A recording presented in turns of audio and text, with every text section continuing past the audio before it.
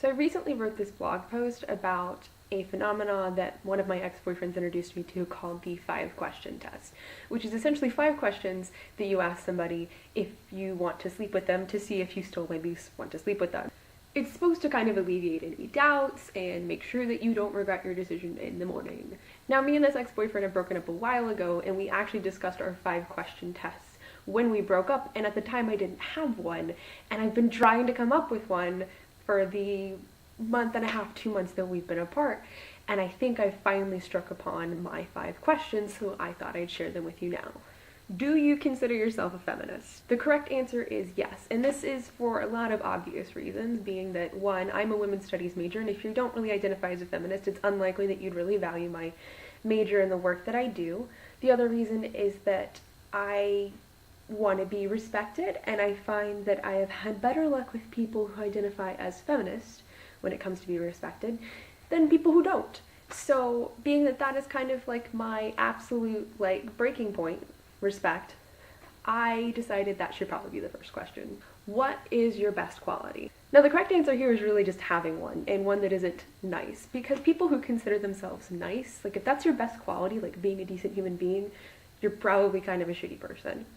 Also, I really feel that it's important to like things about yourself, and if you answer that question with I don't have one, then essentially you're saying there's nothing attractive about me, there's nothing you should like in me, there's a sort of desperation involved in saying I don't have a good quality, and that's just not something that I want in my relationships anymore, even my one-night stands. So if you can't name at least one good thing about yourself, I'm probably not going to sleep with you. What is your favorite album? Now the correct answer here is really just having one, and one that I can stand listening to over and over again, because I really feel like somebody's favorite album says a lot about them. This was actually the first question that I was asked when I interviewed for a position as a DJ at my radio station, and at the time I had never really considered my answer to it. Since then, however, I have come across the phenomenon where people who enjoy music in album form, rather than picking their favorite songs off and sticking them on a playlist, tend to have a deep appreciation for musicianship, which is important to me because I am a musician and I still DJ, and music is still a very big part of my life. So if you don't have a favorite album, we're probably just not going to get along. When does a person owe someone else?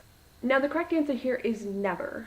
I know this may come across as kind of an unpopular opinion, but I've found that the idea that someone else owes you to really kind of corrupt things in my life.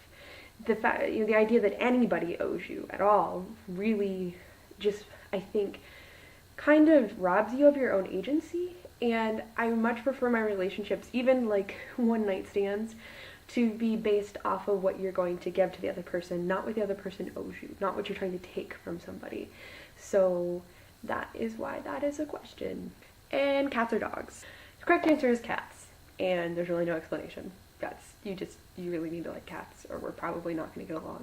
Now, when I was breaking up with this ex-boyfriend, we actually discussed sitting down and writing our 5 questions out and trying to see where the other person lined up with each other's questions.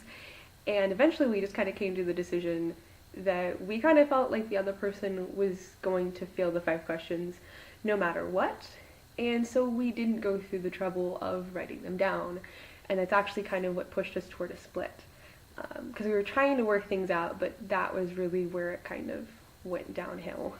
And having finally come up with my 5 questions, I can indeed confirm that, yeah, he would have failed my test, and had we met in a bar, we'd asked those 5 questions up front, we probably would not have gone home together.